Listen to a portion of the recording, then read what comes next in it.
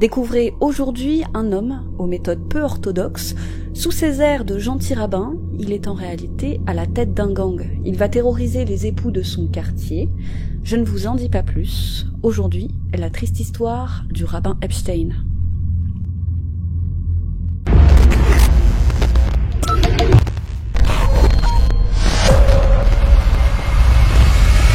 N'hésitez pas à liker la vidéo, à vous abonner et petit disclaimer, comme toujours, les commentaires à caractère raciste seront supprimés. Bon visionnage à tous. Nous allons plonger aujourd'hui dans la société juive orthodoxe de New York. C'est un coin tranquille de la ville qui a la particularité d'être régi par ses propres lois.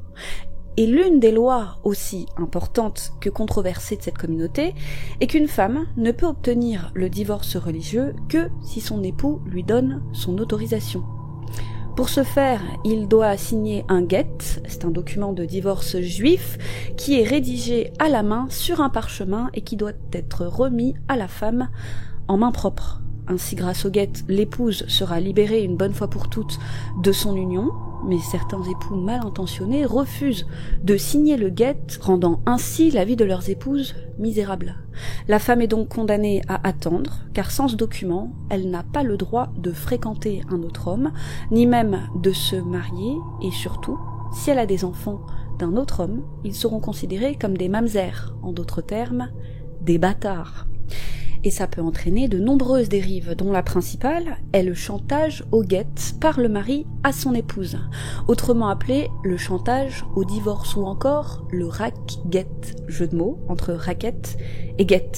Le mari acceptant de signer le get en échange de ci ou de ça. Fort heureusement, la plupart du temps, une lettre d'un rabbin adressée à l'époux pour lui faire entendre raison suffit pour que la femme retrouve sa liberté, mais quand ça ne marche pas, il y a d'autres solutions moins pacifiques venant tout droit de l'Ancien Testament. En effet, si les circonstances justifient véritablement le divorce et que le mari s'y oppose, un dayan, qui est un juge rabbinique, a le droit de mettre en place des mesures pour exclure socialement le mari de la communauté afin, je cite, de le contraindre jusqu'à ce qu'il accepte le divorce.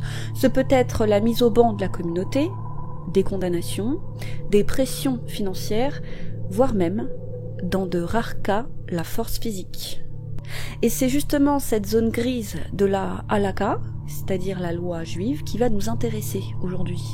Il existait à partir du milieu des années 80 à Brooklyn un rabbin du nom de Mendel Epstein. C'est un homme respecté dans sa communauté et un leader religieux, mais aussi et surtout un farouche partisan du droit des femmes devant les cours juives. Il a l'habitude de plaider en faveur des femmes demandant le divorce religieux. C'est un homme a priori au-dessus de tout soupçon, mais aux méthodes pour le moins musclées.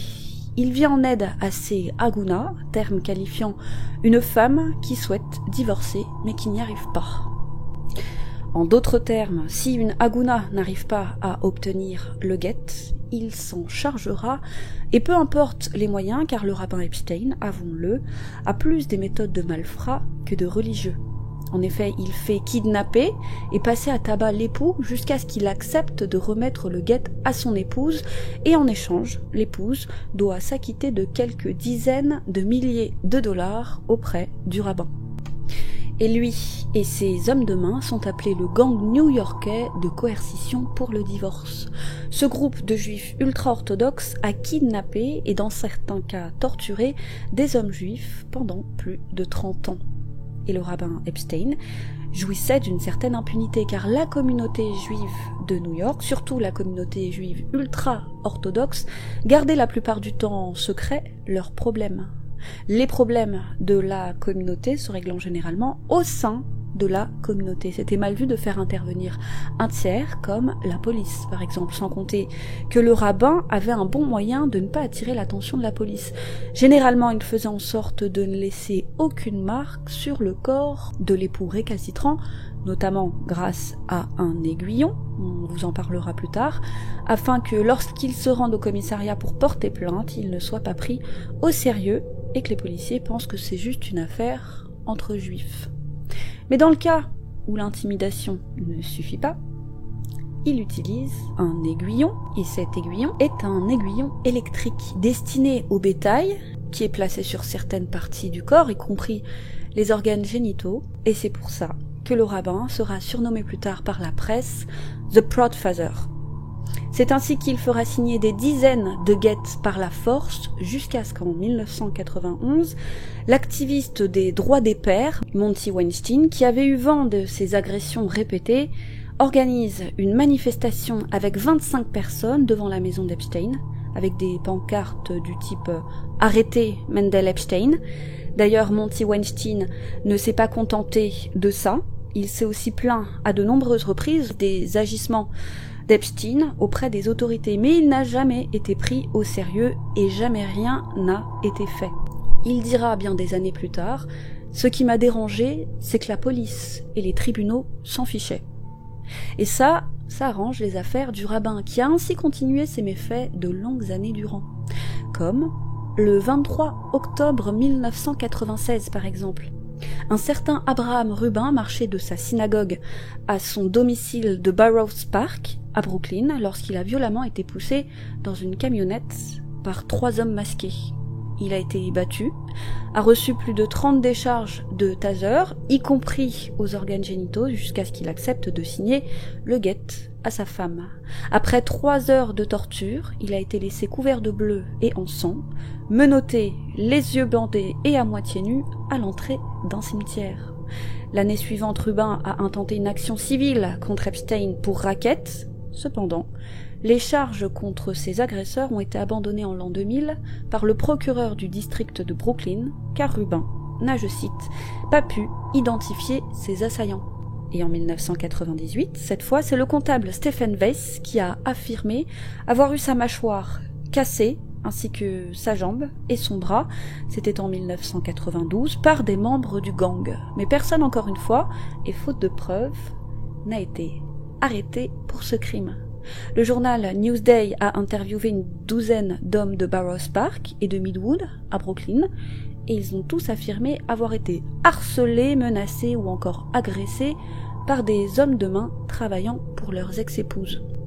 Cette fois, le procureur a accepté de se pencher sur les accusations, mais, malgré la pression des victimes, il a finalement refusé de poursuivre le rabbin Epstein. Et les méfaits ont continué. Ainsi, le 1er décembre 2009, Israel Markovitch a été attiré de Brooklyn à New York, au canton de Lakewood, dans le New Jersey, sous le faux prétexte de recevoir un emploi dans un établissement de déchiquetage de documents. Il a alors été kidnappé, jeté dans une camionnette, ligoté, battu et électrocuté avec un taser jusqu'à ce qu'il accepte de donner à sa femme le guet. Le 16 octobre 2010, c'est cette fois Yisrael Brixman qui a, lui, été attiré dans la maison de David Wax, un complice d'Epstein situé à Lakewood, sous le faux prétexte, cette fois, de se voir offrir un emploi comme dactylo de texte talmudique.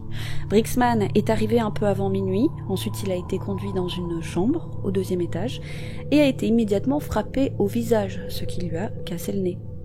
Il a ensuite été jeté au sol, ses yeux ont été bandés et il a été menotté et on lui a attaché les chevilles. Quand il a saigné suite à son agression et qu'il a taché le sang du tapis de Wax, furieux, a présenté à Brixman un sac mortuaire, puis ensuite la rouée de coups de pied dans les côtes.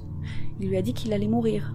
Puis, il l'a brûlé à l'acide et l'a ensuite menacé de lui uriner dessus et de le donner à manger aux rats avant de l'enterrer vivant. Bien entendu, s'il n'acceptait pas de donner le guet à sa femme.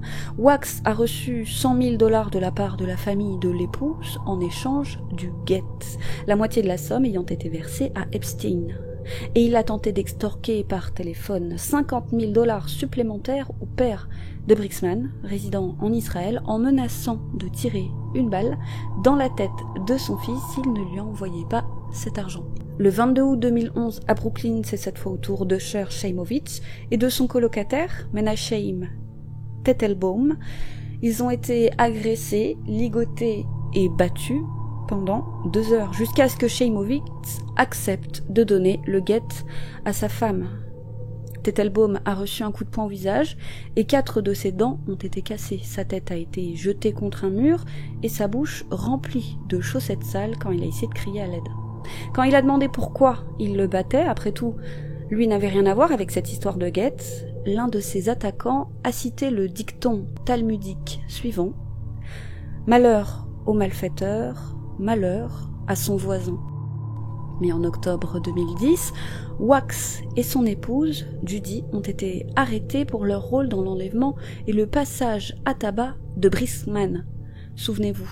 Et Wax a, pour tenter de diminuer sa peine, accepté de témoigner en tant que témoin du gouvernement contre celui qui, d'après la police, était à la tête de l'opération, le rabbin Epstein.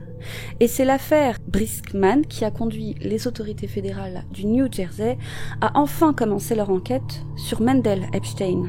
Enquête qui aboutira, quelques années plus tard, à l'été 2013, lors d'une opération d'infiltration, à son arrestation. Et voici cette opération. Une femme a appelé Martin Volmark et lui a raconté que son mari avait refusé de lui donner le guet.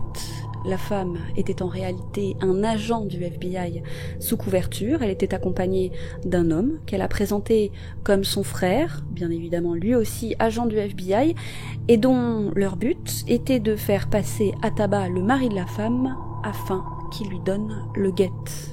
Tous deux ont rencontré Volmark le 7 août et Volmark a organisé une conférence téléphonique avec Epstein. Epstein leur a alors demandé de 10 000 à 60 000 $ pour obtenir le guet, et ce, en fonction de la force de la victime. Plus la victime sera récalcitrante et plus ce sera cher. Hello? Rabbi Epstein? Yes. We're having a very, very difficult time with this man. We're getting a little bit desperate and very frustrated. Frankly, we're looking for some options at this point in time. I don't think this is a phone conversation, right? Am I correct? And you understand what we're talking about is we're going to need some strategic planning, you know, using a nice word. Pour le faire tomber, les deux agents vont se munir de caméras cachées et vont aller à sa rencontre. I'll go through the process and what we'll do. We could force him to give a guess. Whether it's a kick to the stomach or whatever, or, you know, or a bat, you bat him out, and he's down. I don't want to use the sexual terms, but what we're doing is basically going to be kidnapping the guy for a couple of hours and beating him up and torturing him and then getting him to give a guess. Now we understand you're lying with a plastic bag around your head. A minute ago you were standing like a normal person. That's right to 80% of the guys. It's over right there. Now you do what we tell you or it's going to get worse. Take an electric kettle from you and put it in certain parts of his body, and in 1 minute the guy will know. He knows that unfortunately, I'm in my 40s, and he knows how desperately I want children, and he's depriving my mother of his grandchildren.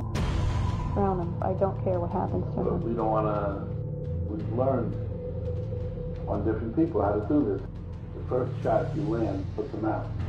Whether it's a kick to the stomach or whatever, or, you know, a bat, you got him out, he's down. Once he's down, he's getting cuffed and ordered. The start is for $10,000. The tough guys are probably going to be in the range of 50 or 60. Il demande ensuite aux frères de se rendre dans un entrepôt désert du New Jersey. Le plan est d'avoir 3 rabbins munis du papier de divorce et 4 hommes de main qui assurent que l'époux signe les papiers, peu importe encore une fois les moyens. Et alors que lui, le rabbin, est à des kilomètres de là, plus loin, à Brooklyn. D'ailleurs, il a suggéré à la femme qu'elle en fasse de même, expliquant que grâce à ça, ils auraient tous les deux des alibis solides. Sure. After this is done, they're going to call me up and say Mazel Tov to me, so I know that it's done. Let's go through this. He says he's getting a heart attack. You know what I know? Yeah. Come to the ride, let him die. I'm very serious. Yeah, I know. Be prepared for that. My boys don't care. Des caméras sont mises en place dans l'entrepôt et c'est tard l'après-midi à Edison, dans le New Jersey, dans une zone industrielle isolée, que le gang du rabbin arrive. Les vidéos montrent des personnes tout de noir vêtues et portant des masques, se préparant à attraper le mari quand il arrivera, et bien évidemment à mettre leur plan à exécution. La lumière est ensuite éteinte, mais une fois la lumière éteinte, c'est une équipe du SWAT qui fait irruption et tout le monde est arrêté. 8 hommes de main orthodoxes sont arrêtés, ainsi que 3 rabbins armés qui étaient équipés de parchemins, d'encre et de plumes. Epstein, quant à lui, a été arrêté séparément à Brooklyn. Ils ont tous été accusés d'enlèvement et d'extorsion afin de pousser des hommes juifs à divorcer contre leur volonté. Le procureur adjoint Joseph Grigbo a affirmé que ces crimes n'avaient pas été commis par conviction religieuse, mais pour de l'argent.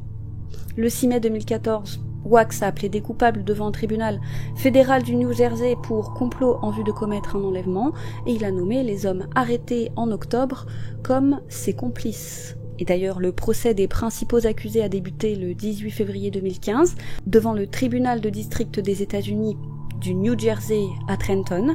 Ils ont essayé de faire passer leurs activités criminelles comme une activité religieuse protégée par le premier amendement, mais cela n'a pas été retenu lors du procès. L'avocat du rabbin a bien tenté d'expliquer qu'Epstein était selon lui l'une des personnes les plus loyales qu'il connaisse. Il était d'après lui attentionné envers sa communauté, et après tout, il pensait faire ce qui était juste pour ses femmes, mais il est probablement allé trop loin. Le 21 avril, Mendel Epstein a été déclaré coupable de complot en vue de commettre un enlèvement, tandis que ses complices, Jay Goldstein et Binyamin Stimler, ont été condamnés pour tentative d'enlèvement. Sholom Shushat a été condamné le 19 novembre à une peine d'emprisonnement et à 2 ans de mise en liberté surveillée, les 6 premiers mois étant l'assignation à résidence. Volmark, lui, a été condamné à 2 ans de mise en liberté surveillée ainsi qu'à une amende de $50 000. Epstein et Stimler, eux, ont été condamnés respectivement à 10 ans et 3 ans de prison. Un jour plus tard, Goldstein a été condamné à 8 ans d'emprisonnement. 6 autres co-défendeurs ont également plaidé coupables avant le procès et ont été condamnés à une peine allant jusqu'à 4 ans de prison. Et enfin, le 12 janvier 2016, David Wax a été condamné à 7 ans de prison. Mais le rabbin Epstein a fait appel de la décision. Epstein a une nouvelle fois utilisé comme argument de défense le premier amendement, en affirmant que le FBI interférait avec sa pratique de la religion. La juridiction supérieure a une fois de plus rejeté ces arguments et sa peine a été confirmée. Le juge rabbinique David Edenson de Monsey à New York s'est déclaré choqué que des gens qui se disent rabbins soient impliqués dans de tels crimes. Et il va même plus loin. Selon lui, si une femme obtient le guet de cette manière et se remarie, son mariage n'est pas légal. Et elle est selon lui de fait considérée comme vivant dans le péché. Et donc si elle a des enfants, les enfants doivent être considérés comme nés hors mariage, donc au final considérés comme des mamzères, donc comme une honte à la communauté. C'est difficile de conclure cette histoire parce que d'un côté on a des femmes littéralement enchaînées au bon vouloir de leurs époux, encore une fois condamnées à une vie misérable dont la seule porte de sortie a été pour elle le rabbin Epstein, et de l'autre côté, un rabbin aux méthodes pour le moins cruelles et interdites par la loi. Nous vous laissons vous faire votre propre avis, partagez-le nous en commentaire. Comme toujours, le débat est ouvert, dans le respect, bien évidemment. Voilà, c'est tout pour aujourd'hui. Merci de nous avoir suivis. Quant à moi, je vous dis à bientôt sur YouCrime pour une autre triste histoire.